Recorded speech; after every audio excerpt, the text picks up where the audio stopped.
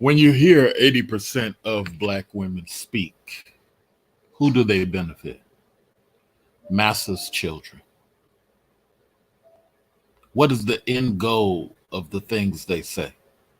Massa's blue eyed children benefit. When you hear the arguments of 80% of these women, who ends up benefiting when you talk anti black? When you celebrate non black individuals? Let's take colorism, for example. If all the redhead white women were to start complaining about how white men treat blonde girls, nothing would ever get achieved. You laugh at that, but that's what the colorism argument is. The colorism argument is redhead white girls spend decades complaining about how white guys treat blonde haired girls. Think about that for a moment. If you're an intellectual, logical person, then you're going to look at that as, man, that would be ridiculous to see redhead white women complain for 40 years about how white guys treat blondes. But see, here's something you don't understand. What about the brunettes? Now they got a complaint too. It's a never ending argument. Let's look at the other things 80% of those women say. I am a redhead white woman, and I'm going to disrespect any brunette that is longing to be with a white man. It's the same argument 80% of the black women say. Except in this mathematical example, for those of us who've been to college, the red-haired white girls symbolize the black woman's argument.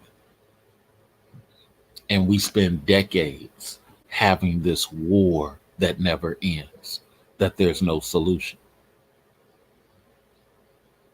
Let's take another argument that they create.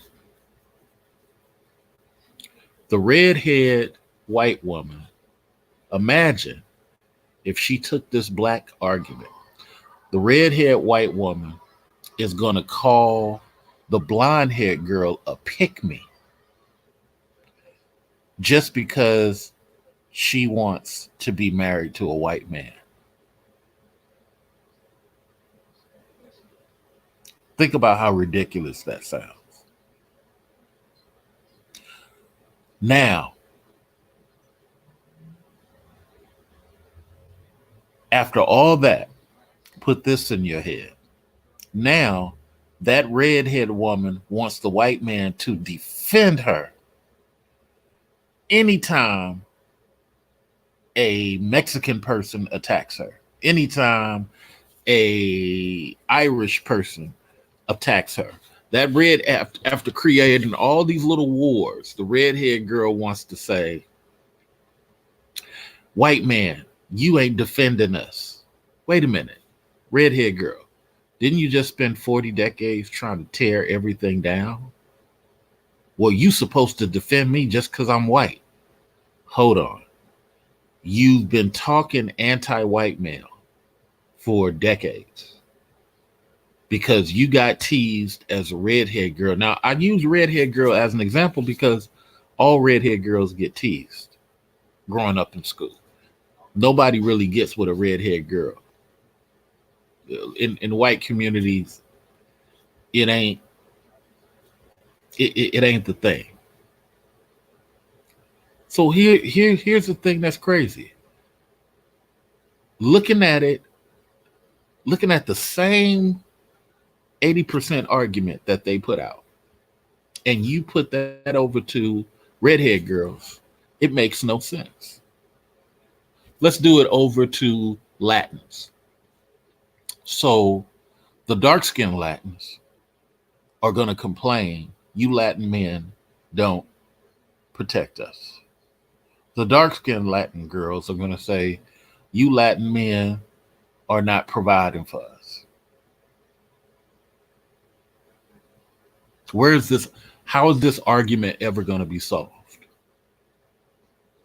But 80% of our black women put out this ridiculous argument all the time. They work like the Ku Klux Klan. And in the end, all they do is divide black pride, black everything. They don't even take care of the children. The children end up at 17, 18-year old, have to fend for themselves. They don't even fertilize the children with the whole education and everything they're supposed to do for the kids. The kids are out here robbing, stealing, getting into mess, all because she has control of the child.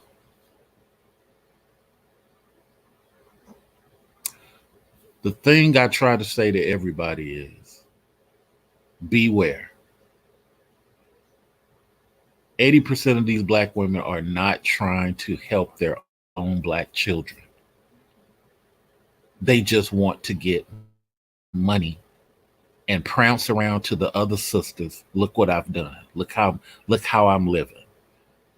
That's why we have these little TV shows, and even on the white side too, of people who are struggling, trying to pretend that they're doing well. Look at the Shahs of Sunset. Most of them are broke. Except for the one gay dude, most of everybody else is broke. But they try to portray. And the same thing with Atlanta Housewives. For those of us who have been to Atlanta, you know Nene and them was broke. You know Sheree was broke. It's all a get the bag mentality. Is all a swag contest for women to portray as if they're doing well. But here's the solution for you men. Don't participate. Avoid these 80%.